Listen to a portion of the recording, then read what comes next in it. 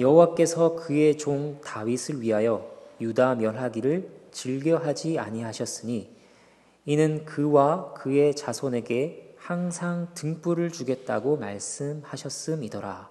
하나님의 말씀입니다. 하나님께 감사합니다. 엘리사의 이야기를 계속 살피고 있습니다. 그때는 어두운 시대였습니다. 왕들이 하나님께서 미워하시는 악을 행했습니다. 하지만 하나님께서는 여전히 살아계신 하나님으로서 그분의 손길을 나타내셨습니다.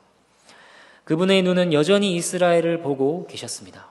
본문을 통해 오늘을 살아가는 주의 백성들에게 필요한 교훈과 은혜를 베풀어 주시길 바랍니다.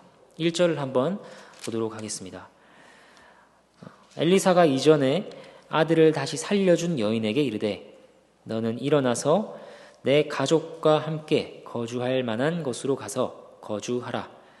여호와께서 기근을 부르셨으니 그대로 이 땅에 7년 동안 임하리라 하니. 하나님의 선지자 엘리사가 나옵니다. 그리고 여인이 나옵니다. 이 여인은 전에 열왕기하 4장에서 봤던 여인입니다. 그녀는 엘리사를 극진히 대접한 자였습니다. 하나님을 경외하는 마음 때문이었죠. 그녀에게는 자녀가 없었습니다. 그런데 하나님께서 기적같이 아들을 허락하셨습니다. 이후에 그 아들이 질병으로 죽자 하나님께서는 엘리사를 통해 그 아들을 다시 살리기도 하셨습니다. 이제 엘리사가 그녀에게 말합니다. 다른 곳으로 가라. 기근이 7년 동안 있을 것이라. 말이 7년이지 오늘날에도 기근이 7년이면 엄청난 국가적 재난 상황입니다. 이것을 피해 생명을 보존하라는 것입니다. 전에 엘리야 때도 극심한 기근이 있었습니다. 그때는 기간이 얼마였을까요? 그때는 3년 반이었습니다. 그런데 이번에는 기간이 2배입니다. 7년입니다. 이것은 단지 고통이 몇 배로 늘어났다는 것만을 의미하는 것이 아닙니다. 엘리야에서 엘리사 시대로 넘어갔습니다.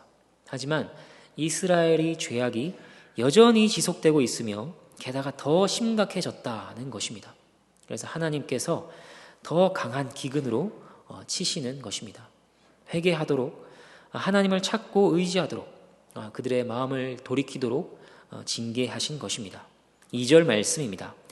여인이 일어나서 하나님의 사람의 말대로 행하여 그의 가족과 함께 가서 블레셋 사람들의 땅에 7년을 우거하다가 이 당시 블레셋의 세력은 매우 약해진 때였습니다. 거리도 어느 정도 가깝고 지리적인 상황도 나았습니다. 전에 이삭도 흉년이 들어서 블레셋으로 간 적이 있었죠. 블레셋은 7년간 지내기에 그나마 적합한 조건을 가지고 있었습니다. 그곳에서 여인은 기근을 피해 가족과 함께 지냈습니다. 여기까지 1절, 2절의 내용에서 우리가 얻을 수 있는 교훈은 무엇일까요? 이스라엘의 징계를 내리시는 상황입니다. 그럼에도 하나님께서는 그의 백성들을 특별히 돌보신다는 것입니다. 고린도전서 10장 13절 말씀, 사람이 감당할 시험 밖에는 너희가 당한 것이 없나니 오직 하나님은 미쁘사 너희가 감당하지 못할 시험 당함을 허락하지 아니하시고 시험 당할 즈음에 또한 피할 길을 내사 너희로 능히 감당하게 하시느니라. 여인에게 있어서 기근은 시험과 고난과 어려움이었을 것입니다. 하지만 하나님께서는 그녀에게 피할 길을 주셨습니다. 물론 블레셋에서의 7년도 편하게 누리는 시간은 아니었을 것입니다. 정착하고 지내는데 여러 어려움을 겪었을 것입니다. 그러나 그곳이 하나님께서 허락하신 피난처였다는 것입니다. 그리고 그곳에서의 7년을 하나님께서 함께 하시며 보호하셨다는 것입니다. 여러분, 이런 내용을 우리에게 어떻게 적용할 수 있을까요? 우리는 어두운 시대를 살아갑니다. 어둡다는 것은 영적으로 어둡다는 것입니다. 갈수록 하나님을 부인하고 하나님을 대적하는 마음이 커져가는 시대 속에 살고 있습니다. 그 한복판에서 신앙을 지키며 살아갑니다. 이것은 얼마나 아름다우며 감사한 일인지 모릅니다. 그런데 때로는 우리에게 이해할 수 없는 어려움이 닥쳐옵니다. 어째서 이런 고통을 겪어야 하는지 도무지 알 수 없습니다. 하지만 그러한 때에 오늘 말씀을 기억하는 것입니다. 그리고 말씀을 의지하여 하나님께 감당할 힘과 방법을 주실 것을 구하고 기대할 수 있는 것입니다. 실제로 우리에게는 피할 수 있는 든든한 피난처가 이미 주어졌습니다. 예수 그리스도이십니다. 구약에 나오는 도피처, 피난처들은 예수 그리스도의 표상입니다. 하나님께서는 그 중보자께 피하라고 하십니다. 우리의 왕이자 제사장이며 선지자이신 그리스도께 피하라고 하십니다. 예수 그리스도께서는 여전히 하나님께서 우리를 사랑하신다, 반드시 우리를 보호하시고 돌보신다 하는 것의 증표입니다. 그를 바라보며 그에게 기대어서 우리는 기근과 같은 시대와 삶을 버티고 견디는 것입니다. 이제 다음 내용을 보도록 하겠습니다. 3절 말씀입니다. 7년이 다음에 여인이 블레셋 사람들의 땅에서 돌아와 자기 집과 전토를 위하여 호소하려 하여 왕에게 나아갔더라. 이제 7년의 시간이 흐르고 여인이 돌아왔습니다. 그런데 문제가 있었습니다. 그동안 집과 전토를 다른 사람이 차지하고 있었던 것입니다. 그래서 그녀는 집과 전토를 되찾기 위해 왕에게 호소하러 갑니다. 보통 집안의 중요한 일들은 가장이 나서기 마련입니다. 그런데 여기서 여인의 남편은 보이지 않습니다. 어떻게 된 일일까요? 열왕기하 4장에서는 아들을 낳을 시점에도 이 여인의 남편이 나이가 많았다고 알려줍니다. 그러니까 지금 이 여인은 과부가 되었을 것이라 생각할 수 있습니다. 4절부터 6절까지 말씀입니다. 그때 왕이 하나님의 사람의 사환 게하시와 서로 말하며 이르되 너는 엘리사가 행한 모든 큰 일을 내게 설명하라 하니 게하시가 곧 엘리사가 죽은 자를 다시 살린 일을 왕에게 이야기할 때에 그 다시 살린 아이의 어머니가 자기 집과 전토를 위하여 왕에게 호소하는지라. 게하시가 이르되 내 주 왕이여 이는 그 여인이요 저는 그의 아들이니 곧 엘리사가 다시 살린 자니이다 하니라. 왕이 그 여인에게 물으매 여인이 설명한지라. 왕이 그를 위하여 한 관리를 임명하여 이르되 이 여인에게 속한 모든 것과 이 땅에서 떠날 때로부터 이제까지 그의 밭에 소출을 다 돌려주라 하였더라. 그래서 게하시가 나옵니다. 게하시는 왜 왕 옆에 있는가? 열왕기하 5장에서 나아만 장군의 일로 엘리사를 떠나서 이제 왕 옆에 있는 것인가? 그것은 아닙니다. 나아만 장군의 일로 게하시는 심각한 나병에 걸렸습니다. 그래서 성경은 눈같이 되었다고 말합니다. 그런 자가 왕 옆에 있는 것은 상식적으로 말이 안 됩니다. 율법에 따라서도 불가능합니다. 이스라엘 사회에서 나병 환자는 격리되어 지내야 했기 때문입니다. 그렇다면 지금 장면은 무엇인가? 이것은 나만 장군의 사건보다 전의 일이었다는 것입니다. 성경은 무조건 시간 순서로 기록되지 않았습니다. 목적과 주제에 따라서 시간과 다르게 기록될 때도 있습니다. 당시 왕과 엘리사 사이에는 교류가 있었습니다. 그래서 엘리사가 행한 이적들에 대해 게하시에게 왕이 듣고 있었습니다. 그리고 이적들 중에 하필이면 여인의 아들을 살린 이야기를 하고 있었죠. 딱 그때 여인이 찾아온 것입니다. 이 장면에서 중요한 것은 바로 이 타이밍입니다. 이 여인이 찾아온 때가 왕과 게하시가 여인에 대해 대화하고 있을 때였다. 이것은 우연처럼 보이지만 놀라운 하나님의 인도하심이었습니다. 이러한 인도하심에 어떤 의미가 있었을까요? 이 인도하심에는 왕과 여인 각각에게 의미가 있었습니다. 먼저 왕에게는 어떤 의미였을까? 사건의 당사자가 나타났습니다. 이를 통해 하나님의 이적에 대한 증언을 듣고 더욱 확신을 가지게 되었을 것입니다. 게하시나 엘리사가 부풀리고 사기를 치고 있는 것이 아니고 왕 자신이 하나님의 큰 일에 대한 2차적인 목격자의 자리에 서게 되는 것입니다. 그래서 신앙에 대한 책임을 요구받고 있습니다. 그리고 여인에게 있어서는 어떻습니까? 이 타이밍의 만남은 그녀에게 문제를 순적하게 해주었습니다. 어렵고 복잡한 절차나 과정 없이 그녀에게 속한 모든 것을 돌려받을 수 있었던 것입니다. 이러한 장면에서도 우리는 하나님 백성을 향한 하나님의 특별한 보살피심과 인도하심을 보게 됩니다. 하나님께서는 기가 막힌 타이밍으로 우리를 도우십니다. 적절한 때에 도움을 공급하십니다. 어떤 방식으로 그것이 이루어지는지 모를 때도 있습니다. 하지만 나중에 돌아보면 그것이 다 우연이 아니라 적절하며 은혜로운 인도였다는 것을 깨닫는 것입니다. 이제 다음 구절을 보겠습니다. 장면은 이방 땅으로 넘어갑니다. 엘리사의 영향은 이방에도 미쳤습니다. 이것은 하나님의 주권과 능력이 결코 이스라엘 그 안에 제한되지 않는다는 것을 보여줍니다. 7절부터 9절까지의 말씀입니다. 엘리사가 다메섹에 갔을 때 아람 왕 베나닷이 병들었더니 왕에게 들리기를 이르되 하나님의 사람이 여기 이르렀나이다 하니 왕이 하사엘에게 이르되 너는 손에 예물을 가지고 가서 하나님의 사람을 맞이하고 내가 이 병에서 살아나겠는지 그를 통하여 여호와께 물으라. 하사엘이 그를 맞이하러 갈새 다메섹의 모든 좋은 물품으로 예물을 삼아 가지고 낙타 40마리에 싣고 나아가서 그의 앞에 서서 이르되 당신의 아들 아람 왕 베나닷이 나를 당신에게 보내 이르되 나 이 병이 낫겠나이까 하더이다 하니 아람 왕 베나닷이 병이 들었습니다. 그런데 엘리사의 소문을 듣고 그에게 사람을 보내 물어봅니다. 내가 살아나겠는가? 게다가 예물까지 보냅니다. 그만큼 엘리사에 대한 존경과 신뢰가 있었다 하는 것입니다. 여기서 놀라운 표현도 등장하죠. 9절 보면 하사엘이 엘리사에게 이렇게 말합니다. 당신의 아들 아람 왕 베나닷이 나를 보냈습니다. 한 나라의 왕인데 그럼에도 불구하고 그가 엘리사의 아들이라고 말하며 엘리사를 매우 높이고 있습니다. 병이 나을지를 물었는데 이제 엘리사는 놀라운 대답을 합니다. 10절부터 13절까지입니다. 엘리사가 이르되 너는 가서 그에게 말하기를 왕이 반드시 나으리라 하라.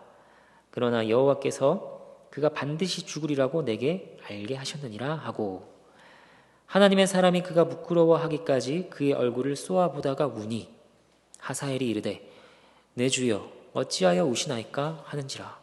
대답하되 내가 이스라엘 자손에게 행할 모든 악을 내가 알미라.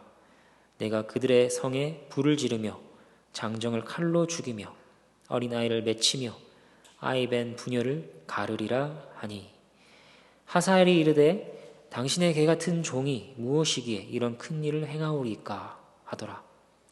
엘리사가 대답하되 여호와께서 네가 아람 왕이 될 것을 내게 알게 하셨느니라 하더라. 공동 번역과 같은 경우에는 10절을 이렇게 해석했습니다. 10절을 보면 돌아가서 그 병으로는 결코 죽지 않으리라고 아뢰시오. 그러나 그는 반드시 죽으리라고 여호와께서 나에게 알려주셨소. 이 두 가지를 알려줍니다. 그 병으로는 죽지 않을 것이다. 그러나 반드시 죽을 것이다. 그리고 엘리사는 하사엘의 얼굴을 뚫어지게 보다가 옵니다. 이 하사엘이 이스라엘 자손에게 얼마나 끔찍하고 잔혹한 짓들을 행할지 미리 내다보았기 때문입니다.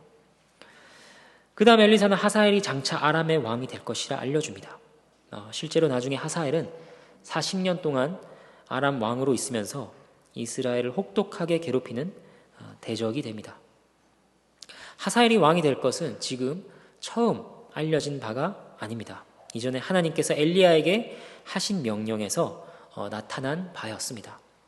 열왕기상 19장을 보면 엘리야가 하사엘에게 기름을 부어 아람의 왕이 되게 하라는 내용이 나옵니다. 하나님께서 엘리야에게 그렇게 명령하셨죠.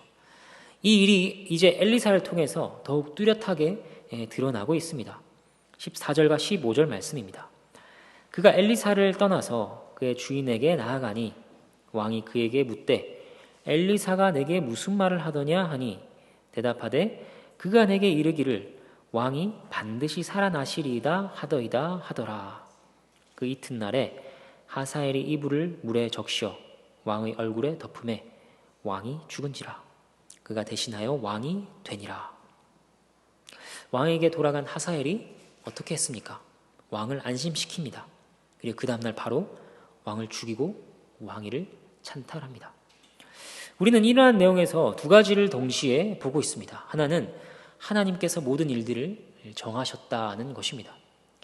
하사엘이 왕이 될 것, 그가 이스라엘의 악독한 짓들을 저지를 것, 그 모든 것에는 하나님의 결정과 주권이 있습니다. 그러나 동시에 보는 것은 무엇이냐? 하사엘이 외부의 강압적인 어떤 압력에 의해 이 일들을 저지른 것이 아니라는 것입니다. 하기 싫은데 어쩔 수 없이 왕을 죽인 것이 아니었습니다. 왕이 된다고 했으니 그는 왕이 될 때까지 기다릴 수도 있었을 것입니다. 하지만 하사엘이 얼마나 신속하게 움직이고 있습니까? 하사엘은 자신의 의지로 결정하고 자신의 악한 성품으로, 자신의 방법으로 왕을 죽였다는 것입니다. 그리고 마음이 없는데 이스라엘을 괴롭힌 것이 아닙니다. 그 또한 자발적으로 그렇게 했다는 것입니다. 이것은 한 가지 동일한 일에 대한 두 가지 측면이 있음을 알게 해줍니다. 하나님 편에서는 이스라엘을 징계하시는 도구로 사용하시기 위해 선한 목적으로 하사엘을 정하셨습니다. 하지만 이 일에서 드러나는 악행들은 하나님께 비롯된 것이 아니라 하사엘 그 자신의 악으로부터라는 것입니다. 그렇다면 하나님의 마음은 무엇일까요? 하나님께서는 악을 미워하십니다. 엘리사는 백성의 괴로움을 미리 내다보며 울었습니다. 이것은 단지 엘리사 개인의 마음에만 해당되는 것이 아닙니다. 하나님의 마음이 그와 같습니다. 백성들을 징계하시지만 사람과 같이 표현하자면 사랑으로 인해 속이 상하는 것입니다. 그들을 불쌍히 여기시며 안타까워하시는 것입니다. 우리는 모든 일에서 이러한 하나님의 뜻을 발견해야 합니다. 하나님께서 악한 분이시라 결코 생각해서는 안 됩니다. 사람이 악하지 하나님은 결코 악한 분이 아니십니다. 일어나는 모든 일은 분명히 하나님의 주권과 뜻 아래에서 이루어지는 것입니다. 하지만 그 가운데에서 우리는 성경을 통해 드러내신 하나님의 선하심을 보는 것입니다. 이것을 반드시 알아야겠습니다. 이제 유다의 왕들에 대한 이야기로 넘어갑니다. 16절부터 19절까지 말씀입니다. 이스라엘의 왕 아합의 아들 요람 제5년에 여호사밧이 유다의 왕이었을 때 유다의 왕 여호사밧의 아들 여호람이 왕이 되니라. 여호람이 왕이 될 때의 나이가 32세라. 예루살렘에서 8년 동안 통치하니라. 그가 이스라엘 왕들의 길을 가서 아합의 집과 같이 하였으니 이는 아합의 딸이 그의 아내가 되었음이라. 그가 여호와 보시기에 악을 행하였으나 여호와께서 그의 종 다윗을 위하여 유다 멸하기를 즐겨하지 아니하셨으니 이는 그와 그의 자손에게 항상 등불을 주겠다고 말씀하셨음이더라. 요약하면 무엇입니까? 유다의 여호람이 아버지의 뒤를 이어 왕이 되었는데 악을 행했다고 합니다. 이 악은 어디서부터 비롯된 것이냐? 북이스라엘의 아합입니다. 여호람이 아합의 딸과 결혼했으니 당연히 그 영향이 있을 것입니다. 그래서 하나님께서 싫어하시는 북이스라엘의 우상 숭배가 들어왔습니다. 그런데 역대하 21장을 보면 여호람이 행한 악들이 더 많이 나옵니다. 그 중에는 자신의 착한 아우들을 죽이는 일도 있었습니다. 그러니까 이 여호람은 종교적인 것뿐 아니라 윤리 도덕적으로도 매우 악했다는 것을 우리가 확인할 수 있습니다. 남유다 전체는 여호람으로 인해 음행에 미혹되었습니다. 그런데 여기서 중요한 점이 있습니다. 19절입니다. 하나님께서는 유다를 멸하기를 기뻐하지 않으셨습니다. 하나님께서 악을 벌하셔야 하는데 왜 기뻐하지 않으셨는가? 다윗을 생각하셨기 때문입니다. 그리고 그와 그의 자손에게 항상 등불을 주겠다고 약속하셨기 때문입니다. 이 등불이 무엇일까요? 이 등불은 어둠을 밝히는 왕권을 상징합니다. 다윗에게 이 왕권이 지속되리라 약속하셨습니다. 이 약속은 나중에 이후에 오실 그리스도께로 연결되죠. 이 약속으로 인해 당연히 멸망을 당해도 할 말이 없는 이들을 참으시는 것입니다. 하지만 하나님께서는 계속해서 신호를 보내십니다. 20절부터 24절까지 말씀입니다. 여호람 때에 에돔이 유다의 손에서 배반하여 자기 위에 왕을 세운 고로 여호람이 모든 병거를 거느리고 4일로 갔더니 밤에 일어나 자기를 에워싼 에돔 사람과 그 병거의 장관들을 치니 이에 백성이 도망하여 각각 그들의 장막들로 돌아갔더라. 이와 같이 에돔이 유다의 수하에서 배반하였더니 오늘까지 그러하였으며 그때 림나도 배반하였더라. 여호람의 남은 사적과 그가 행한 모든 일은 유다 왕 역대지략에 기록되지 아니하였느냐. 여호람이 그의 조상들과 함께 자매 그의 조상들과 함께 다윗 성에 장사되고 그의 아들 아하시아가 대신하여 왕이 되니라. 이전에 에돔과 림나는 남유다 아래 있었습니다. 그들의 통치를 받고 있었죠. 그런데 배반을 당합니다. 21절의 장면을 보면 여호람이 에돔을 이겼다는 말이 아닙니다. 여호람이 에돔 사람에게 둘러싸였다가 겨우 포위를 뚫었다. 그리고 이스라엘 백성들은 다 흩어졌다는 것입니다. 죽다 살아난 것이죠. 그리고 이스라엘 백성은 패배했습니다. 하나님의 징계였습니다. 이것 말고도 역대하 21장과 비교해보면 다른 어려움들도 보여줍니다. 나중에 여호람은 어떤 어려움을 겪게 되느냐. 왕궁까지 이방의 침략을 받기도 합니다. 그리고 여호람은 창자의 병이 생깁니다. 몇 년간 고생하다 결국에 창자가 빠져나와서 죽음을 맞이합니다. 끔찍하게 죽은 것이죠. 왜 이런 굴욕과 어려움들이 있는 것입니까? 악에 대해서 하나님께서 묵인하지 않으시는 것입니다. 죄에 대한 경고와 회개를 계속해서 말씀하시는 것입니다. 그의 아들은 이것에 대한 교훈을 받았는가? 그렇지 않습니다. 악은 여전히 지속되었습니다. 25절부터 27절입니다. 이스라엘의 왕 아합의 아들 요람 제12년에 유다 왕 여호람의 아들 아하시아가 왕이 되니 아하시아가 왕이 될 때에 나이가 22세라. 예루살렘에서 1년을 통치하니라. 그의 어머니의 이름은 아달랴라.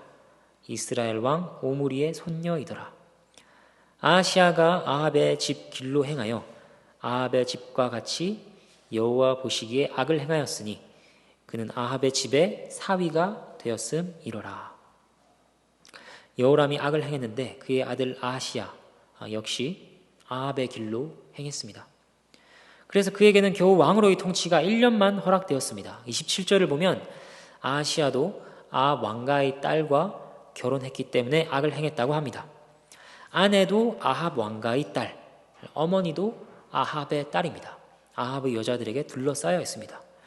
여기서 그의 어머니인 아달랴라는 이름이 처음 등장하는데 앞으로 이 이름을 우리는 잘 기억해야 합니다. 그녀는 다윗의 등불을 꺼뜨리려는 사단의 앞잡이 역할을 하게 될 것입니다. 다음 주부터 계속해서 살피게 될 것입니다. 이제 아하시아가 얼마나 아합 가문과 가까웠는지 관련된 일화를 보겠습니다. 28절과 29절입니다.